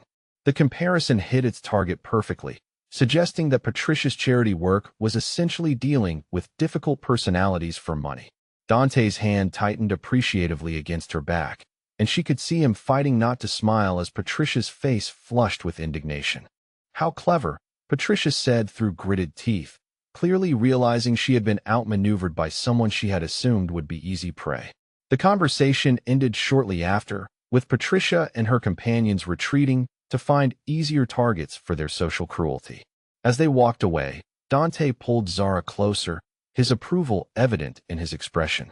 "That was beautifully handled," he said, his voice warm with pride. "Patricia Whitfield has been terrorizing people at these events for 20 years, and you just made her look like an amateur." The validation sent warmth through Zara's chest, not just because Dante was pleased, but because she had discovered she could hold her own in his world without losing herself in the process. She didn't have to become someone different to belong here. She just had to be confident in who she already was. Later that night, back in Dante's apartment, they made love with an intensity that surpassed even their first time together. The evening's events had strengthened their bond, proving that she could be an asset rather than a liability in his public life. When he claimed her with possessive words and demanding touches, she responded with equal passion, finally understanding that she had found not just protection but partnership. "You were magnificent tonight," Dante murmured against her throat as they lay tangled in his sheets afterward. "Watching you handle Patricia, seeing you in my world and thriving in it, knowing that everyone there understood you belonged to me." "I do belong to you," Zara whispered back, the admission feeling natural rather than frightening. "Just like you belong to me." The mutual claiming felt like a completion, the final piece of a puzzle that had been forming since that first day at the hotel. She had found her place in his dangerous world, discovered that strength and intelligence were valued currencies that could buy respect even among people who had initially dismissed her. As sleep claimed them both, Zara's last conscious thought was that she had never imagined safety could feel so much like coming home. Tomorrow would bring new challenges and complications, but tonight she was exactly where she belonged, protected, cherished, and claimed by a man powerful enough to make those promises mean something. In the shadows outside Dante's building, men with cameras and recording equipment documented their return from the gala, adding new intelligence to files that would soon find their way to people whose intentions toward the couple were anything but benevolent. The price of protection was eternal vigilance, and the war for Zara's safety was only beginning to escalate into something that would test both their resolve and their growing love. The call came at 3 a.m, jarring Zara from sleep with the harsh electronic sound that always meant bad news. She reached for her phone with the kind of instant alertness that came from years of being the emergency contact for a medically fragile brother. The number was unfamiliar, but the voice that spoke when she answered was sickeningly recognizable. "Good morning, Ms. Williams," Richard Whitmore said, his tone carrying the casual satisfaction of a man who had successfully cornered his prey. "I hope I didn't wake you from anything important." Her brother's name was the only reason Whitmore would be calling her at this hour, and the implications made her blood turn to ice. "Your brother is safe for the moment," Whitmore replied, enjoying the way his words made her breath catch. "He's actually quite comfortable, considering the circumstances. We've made arrangements for his medical needs to be met while he's our guest." The word guest was delivered with mocking politeness that made Zara's hands shake with rage and terror. "If you hurt him," Zara said, her voice low and deadly. "I will destroy you." Whitmore laughed, the sound grating and confident. "I don't think you're in a position to make threats, sweetheart. In fact, I think you're going to be very cooperative if you want to see your brother again." Beside her, Dante had awakened fully, his expression shifting into something dangerous as he processed the one-sided conversation he could hear. He reached for his own phone, already moving into action mode, but Zara held up a hand to stop him. These men had Marcus specifically because of her connection to Dante. Involving him further might escalate the situation beyond what her brother could survive. "What do you want?" she asked, though she already suspected the answer.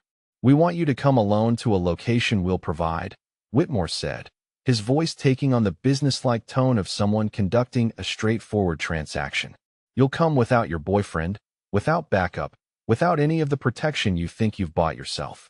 You'll listen to our terms for your brother's safe return, and you'll comply with whatever arrangements we deem appropriate." The demand was exactly what she had expected. They wanted her isolated and vulnerable, separated from Dante's protection so they could finish what they had started at the hotel weeks ago.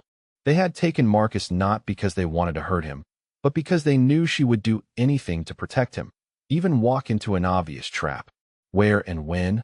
Zara said, ignoring Dante's increasingly urgent gestures for her to give him the phone. "The old warehouse district on 35th Street, Whitmore said. "Building 47. Come alone, come unarmed, and come ready to discuss the terms of your brother's release. You have 2 hours. The line went dead, leaving Zara staring at her phone while her mind raced through possibilities and strategies. Every option led to the same conclusion. She had to go alone, had to face these men without Dante's protection, because the alternative was risking Marcus's life in whatever violent confrontation would inevitably result from involving organized crime and a kidnapping. Dante was already getting dressed, his movements sharp and efficient as he prepared for war. "Give me the details," he said, his voice carrying the cold authority she had come to associate with his most dangerous moods. "Location, timeline, everything they told you." "I'm going alone," Zara said, standing and moving toward her own clothes. "This is my fault for getting involved with you in the first place. I won't let Marcus pay the price for my choices." Dante stopped dressing and turned to face her, his expression shifting from dangerous to absolutely furious. "You're not going anywhere near those men without me," he said, his voice dropping to a register that made her skin prickle with awareness of his barely controlled rage. "Yes, I am," Zara replied, pulling on jeans and a sweater with hands that shook only slightly. "They took Marcus because of me, because I let myself get tangled up in your world. This is my responsibility to fix." "The hell it is," Dante said, moving across the room with predatory grace until he was standing close enough to touch her. "Those men targeted you long before you knew who I was. They cost you your job, they stalked you at the restaurant. And now they've escalated to kidnapping because they can't accept that their intimidation tactics failed. This isn't about you being in my world. This is about them being exactly the kind of predators I exist to eliminate." His logic was sound, but it didn't change the fundamental reality of her situation. Marcus was in danger because of her connection to Dante, and the only way to minimize that danger was to handle this crisis herself. She had been taking care of her brother for years without help. She could find a way to do it now. "They want me to come alone," she said, checking her phone for the time and calculating how long it would take to reach the warehouse district. "If you show up with guns blazing, they might kill him before you can stop them. I can't risk that." Dante's hands came up to frame her face, his touch gentle despite the fury radiating from his entire body. "Bella, look at me," he said, using the endearment that always made her heart skip. "Those men aren't planning to negotiate with you. They're planning to hurt you in ways that will satisfy their wounded pride, and then they're going to disappear your brother to ensure you can never testify against them. Going alone isn't protecting Marcus. It's guaranteeing that you both die." But Marcus was still their prisoner, still dependent on her making choices that might keep him alive long enough for rescue to be possible. "Then what do you suggest?" she asked, hating that she was even considering alternatives that might put more people at risk. It meant trusting that his world of violence and strategy could solve a problem created by her inability to stay safely invisible. "How many people could die because of this?" she asked, voicing the fear that had been growing since Whitmore's call. Dante's expression softened slightly, understanding the moral weight she was carrying. The only people who die tonight will be the ones who chose to threaten what's mine, he said firmly. Marcus is innocent, you're innocent, and my people are trained professionals who know how to minimize collateral damage. The men who took your brother forfeited their right to consideration the moment they decided kidnapping was an acceptable business strategy.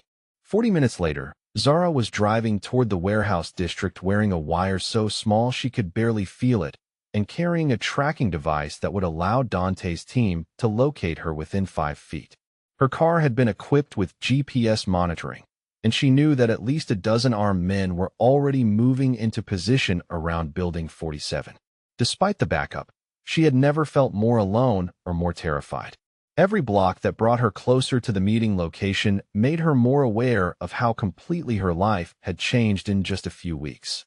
She had gone from struggling hotel employee to the center of a conflict that might end with multiple deaths, all because she had accepted protection from a man whose world operated by rules she was only beginning to understand.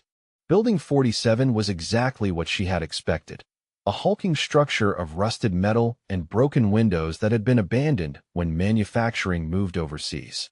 The parking lot was empty except for a single black sedan, its windows tinted dark enough to hide whoever waited inside.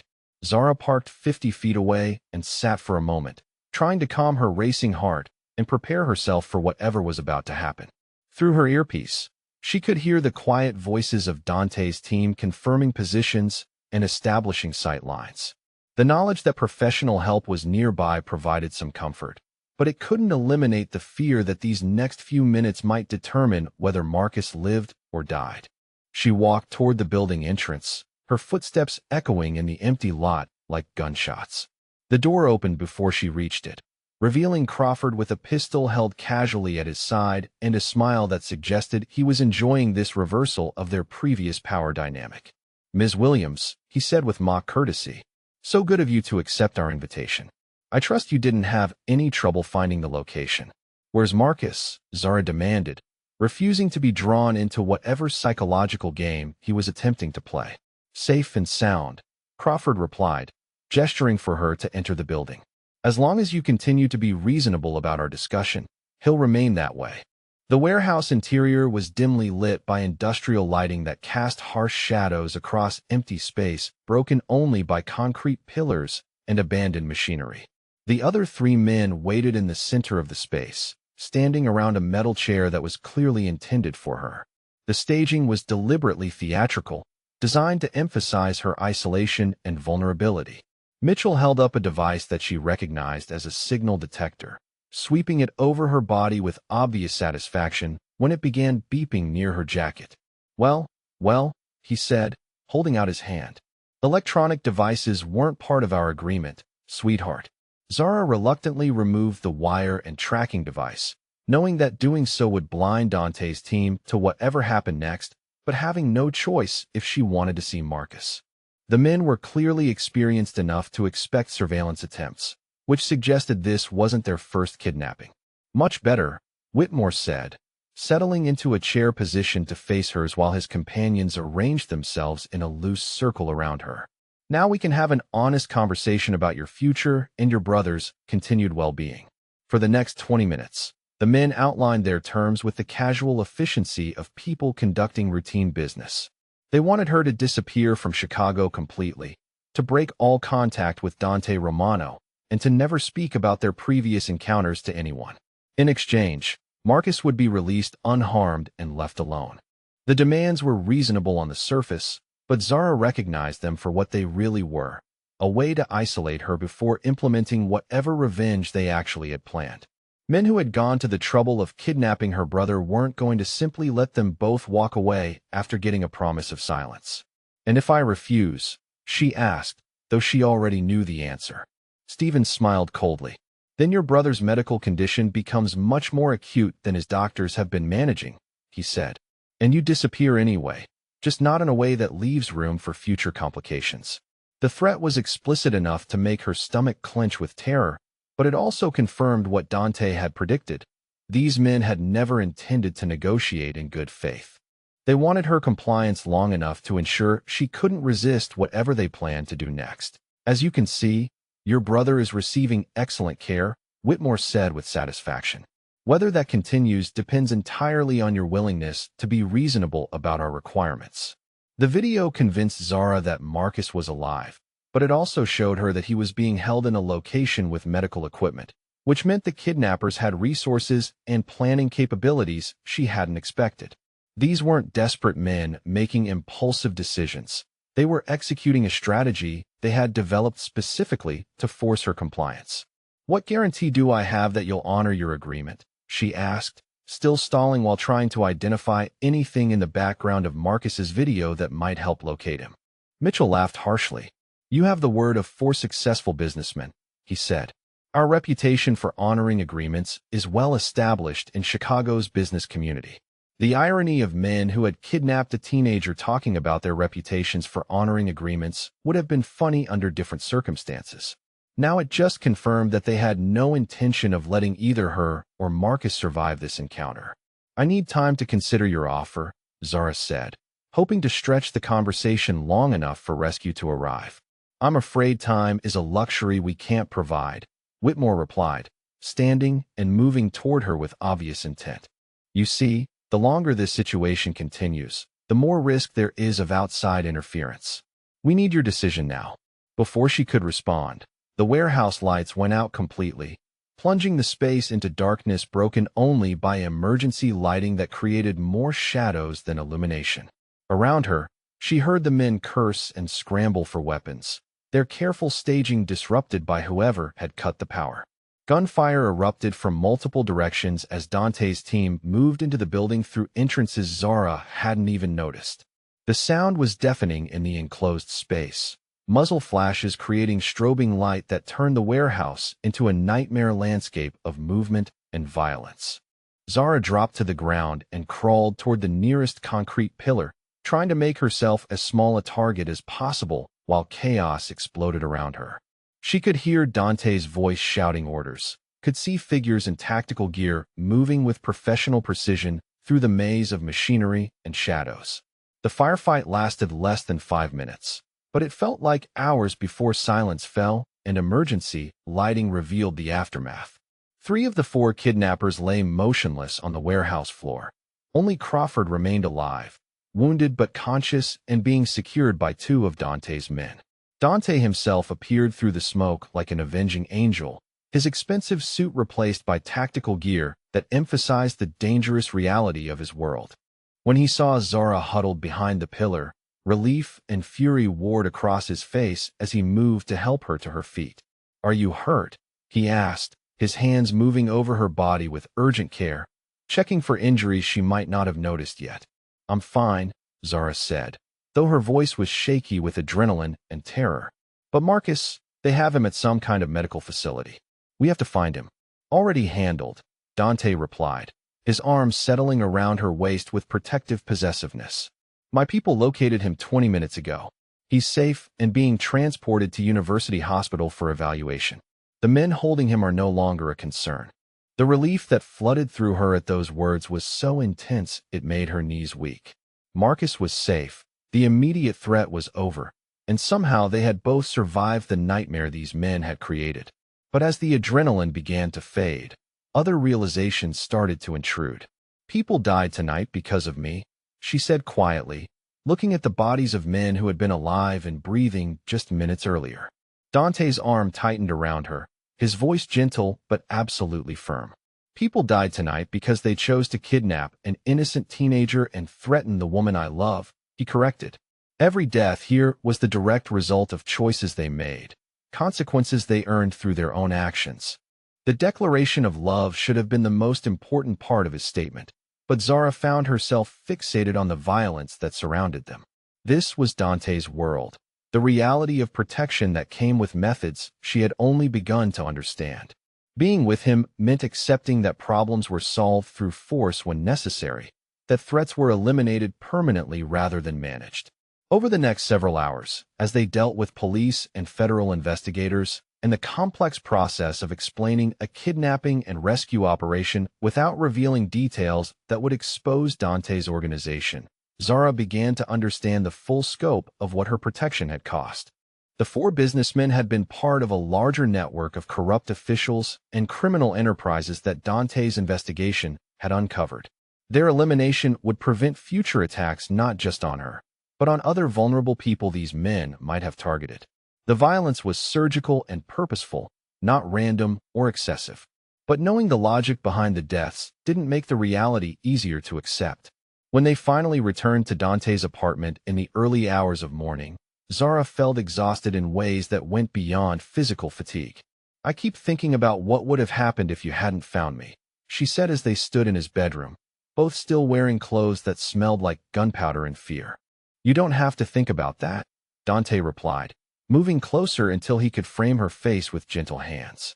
"It didn't happen because I would never let it happen. You and Marcus are safe, and the people who threatened you will never threaten anyone again." The certainty in his voice was both comforting and overwhelming. This man had mobilized an army to save her brother, had risked his own people's lives to ensure her safety, had eliminated threats with the efficiency of someone for whom violence was simply another business tool. When he kissed her, it was with desperate intensity that spoke of how close they had come to losing everything. She responded with equal passion, need and relief and gratitude combining into something that demanded physical expression. They made love with urgent desperation, claiming and reclaiming each other with touches that confirmed they had both survived intact.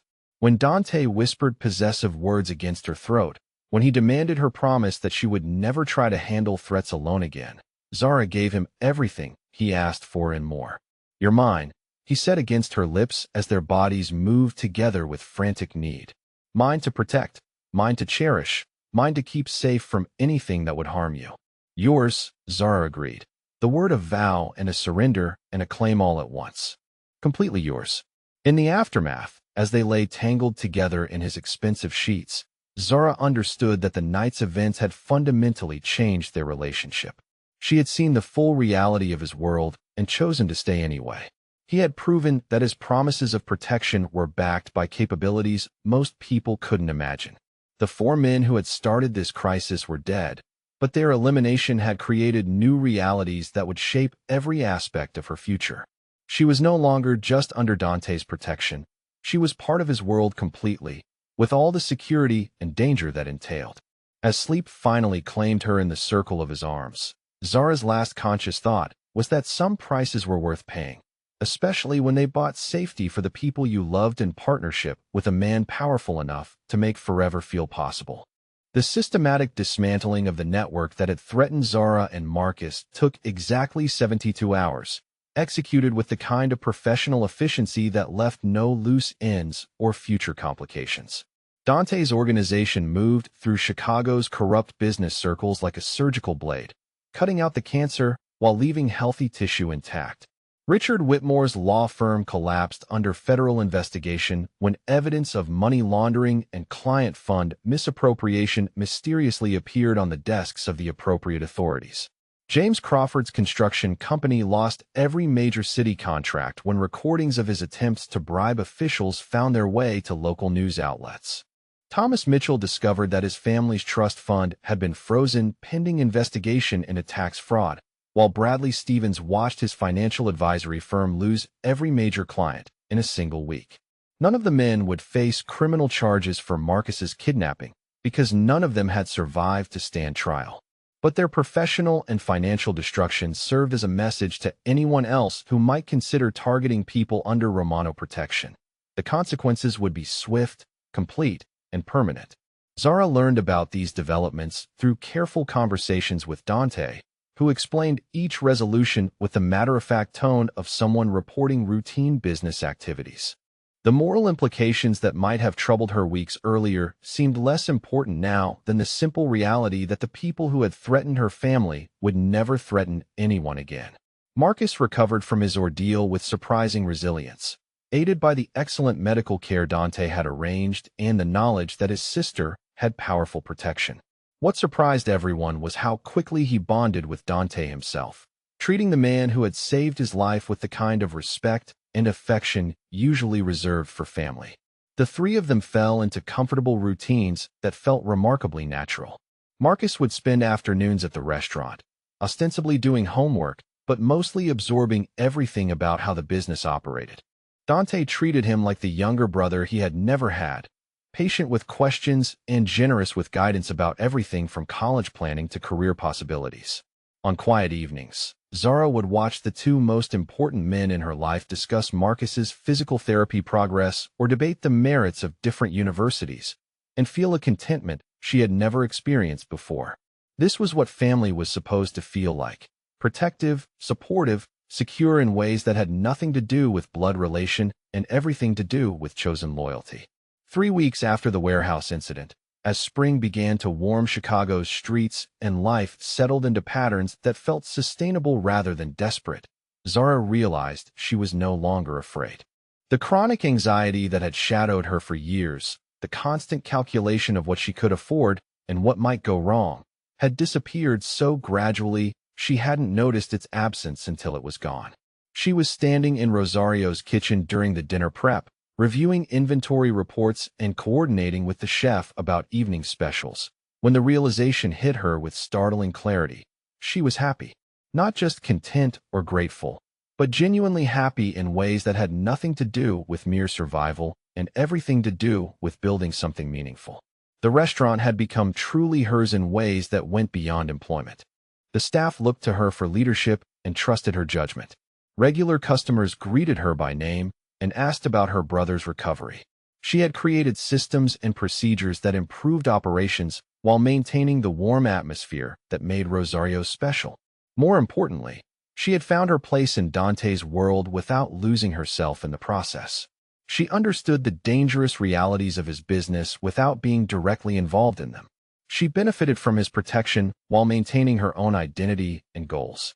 She had become his partner in ways that complemented rather than competed with his existing responsibilities.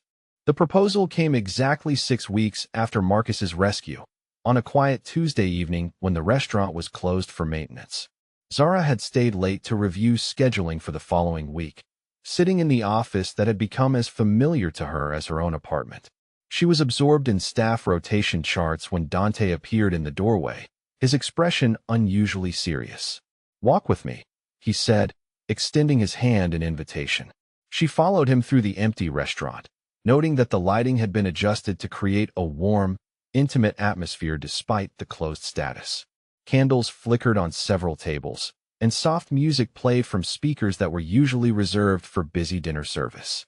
Dante led her to the table where they had first discussed her employment, where she had made the decision to trust him despite every logical reason to maintain distance.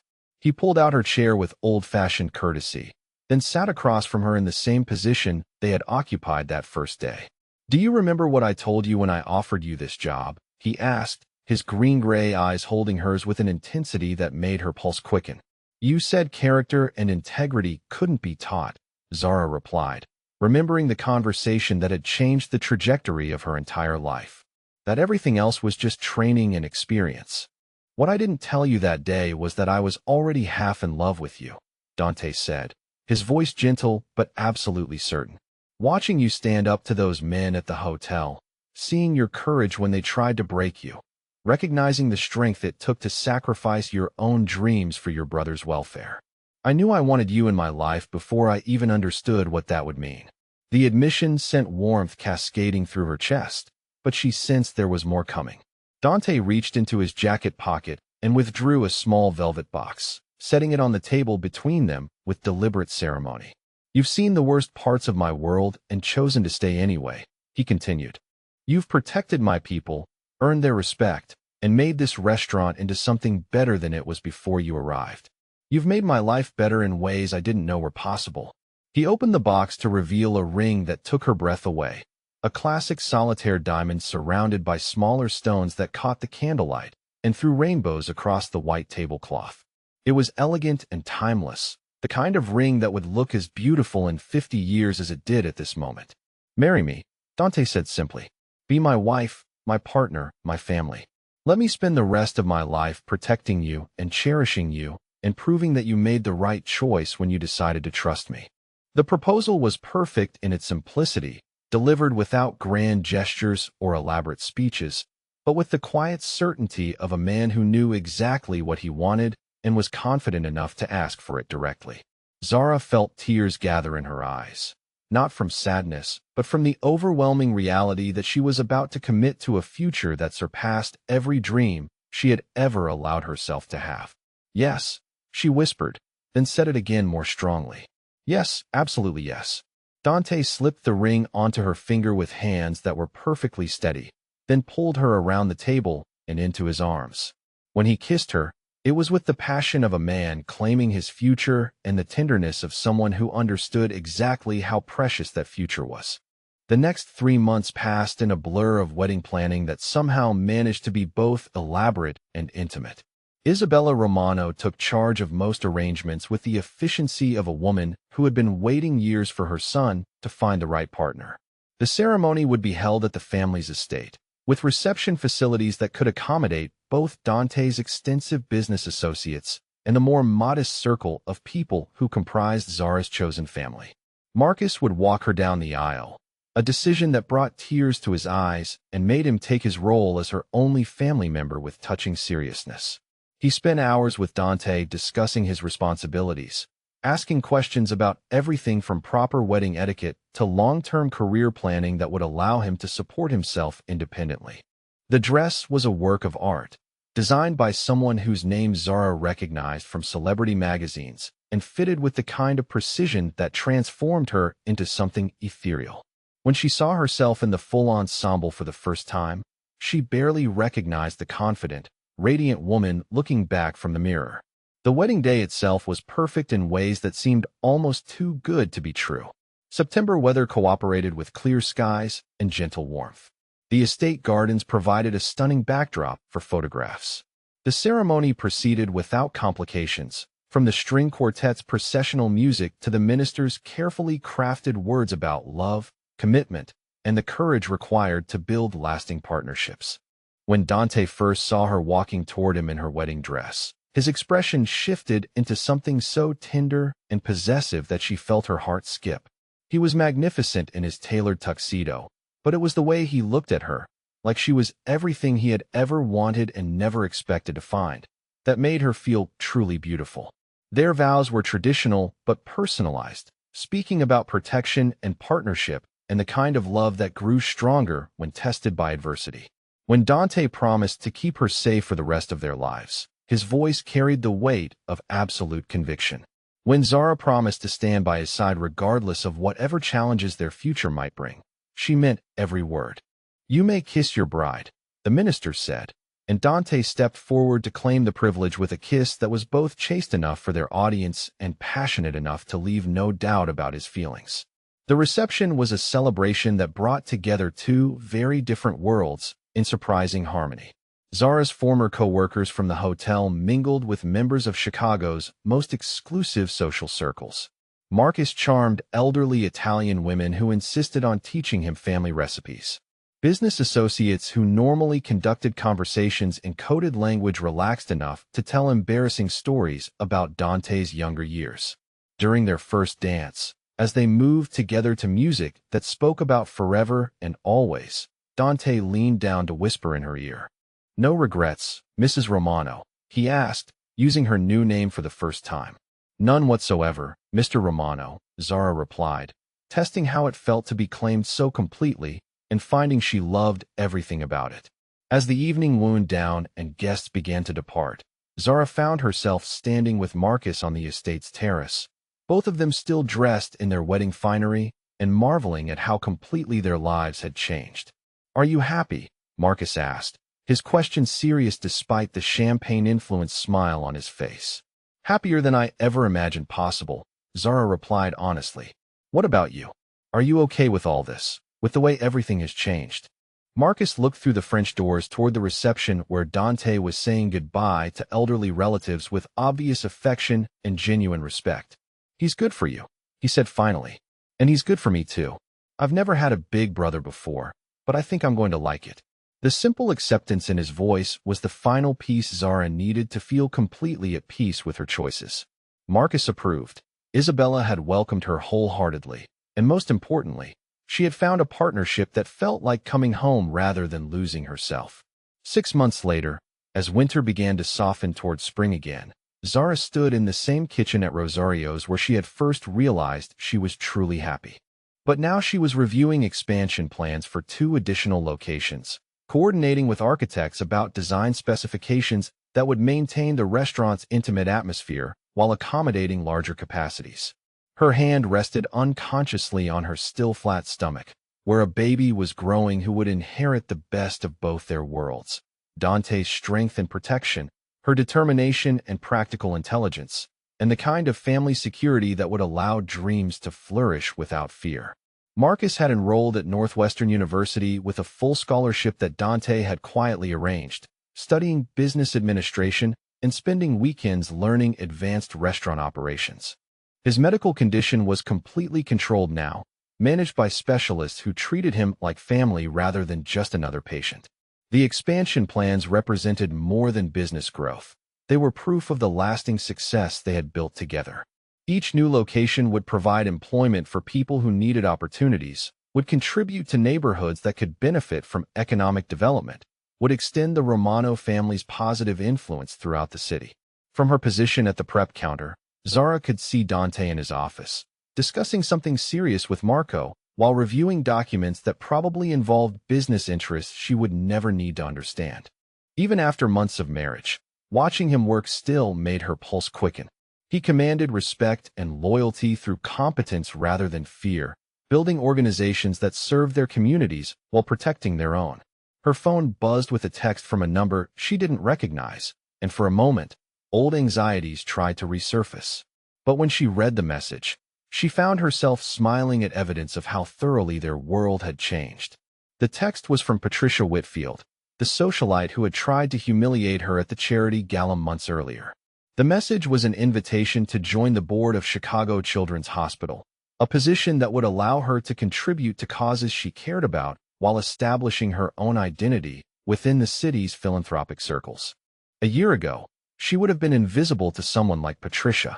6 months ago, she would have been seen only as Dante Romano's girlfriend, valued for her connection rather than her own merits. Now she was being courted for her proven abilities in business management and her growing reputation as someone who could bridge different communities within Chicago's complex social landscape. As afternoon shifted toward evening and the restaurant began preparing for dinner service, Zara felt the same contentment she had discovered months earlier, but deeper now and more secure. She was no longer afraid of what tomorrow might bring, no longer calculating worst-case scenarios or preparing for disaster. When Dante emerged from his office and crossed the dining room toward her, she saw her future walking toward her in perfectly tailored clothes and familiar green-gray eyes that still made her stomach flutter with anticipation. He moved like a man who owned his world but had chosen to share it completely with the woman he loved. "How are my wife and our bambino today?" he asked, his hands settling on her waist with possessive tenderness.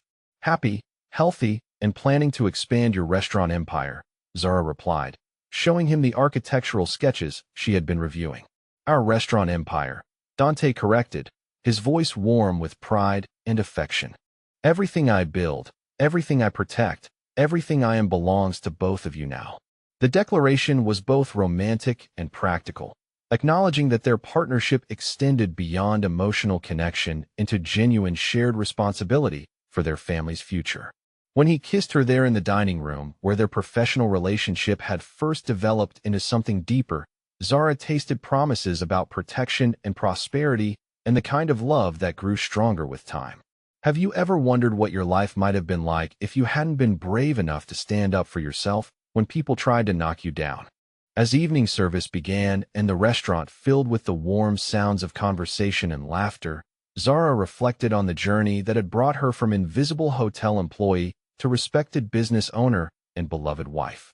The 4 men who had tried to destroy her were gone, their threats permanently eliminated along with their ability to harm anyone else.